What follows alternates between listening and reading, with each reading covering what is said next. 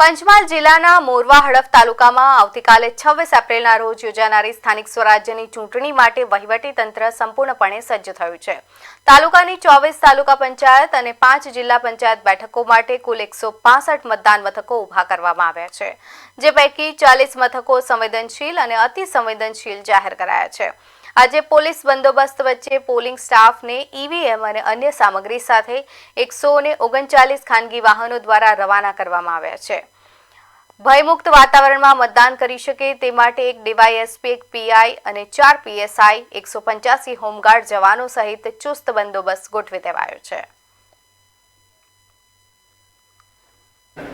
આવતીકાલે સ્થાનિક સ્વરાજ્ય ચૂંટણીનું મતદાન હોય અત્રેના મોરવા હડફ તાલુકા પંચાયત અને જિલ્લા પંચાયતની અંદર કુલ 165 મતદાન મથકો આવેલા છે।